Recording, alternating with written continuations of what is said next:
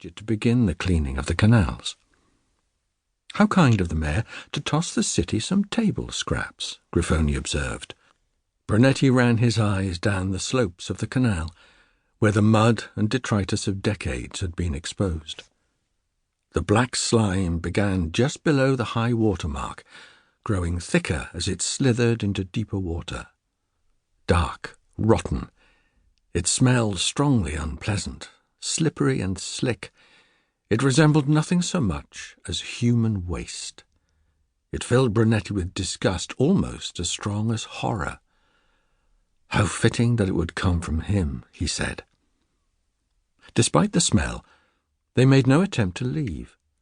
Brunetti remembered how scenes like this had been a part of his youth, when cleaning had been done primarily by hand, and with far greater frequency.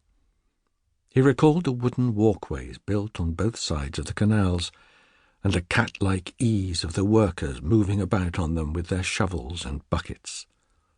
Thunder pealed beyond them, and they raised their hands to protect their ears. It was the motor of the crane on the boat. A black metal jaw stood in the center of the deck, neck bent, giant mouth closed and resting. They saw inside a glass booth towards the prow a man in dark blue overalls, a cigarette hanging from one side of his mouth, both hands busy with the knobs and levers before him. Returned to childhood glee, Brunetti stood transfixed by the wonder of it, and by the desire for a job like that, so very close to play, but with, oh, such power. Griffoni seemed equally rapt, though Brunetti doubted she longed for the job. Besides, it was unlikely that the city would hire a Neapolitan, a far greater handicap than being a woman. Without speaking, they walked to the other side of the bridge and watched, silent, as the clenched steel teeth of the crane rose from the deck and angled out over the water. They opened, creating a hideous black maw of jagged teeth, then slowly sank to the surface of the water and disappeared below.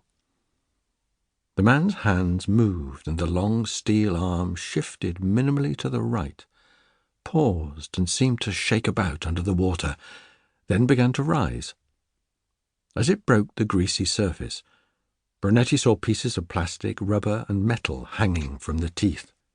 It looked like a particularly large Rottweiler eating a bowl of spaghetti.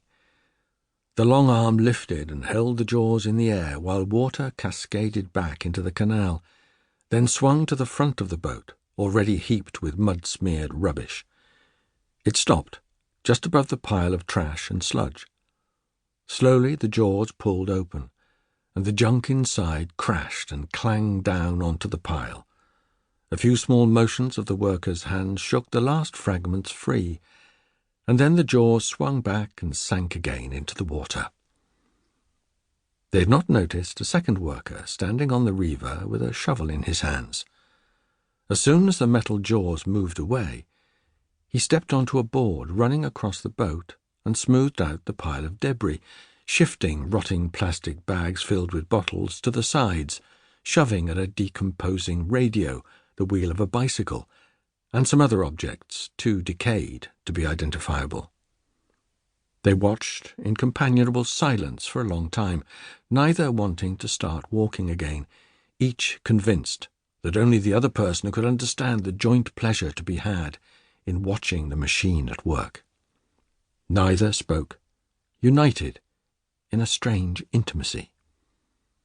After 10 minutes, the crane operator got to his feet suddenly, climbed down the short ladder from his chair to the deck, and hurried to the side of the boat. He leaned over the water and stared down, then put his hands above his forehead to block the glare of the sun, and moved slightly to the right, still looking intently into the water. He went back up to the control panel and touched something that made the hum of the motor diminish. He called to the man with the shovel, then summoned him with a wave. Brunetti and Griffoni watched the man with the shovel jump onto the traverse board, almost immediately to be joined by the crane operator, who directed his attention to the same place in the water. The sound of the motor drowned out their voices. The urgency of what the first one said was evident in his gestures.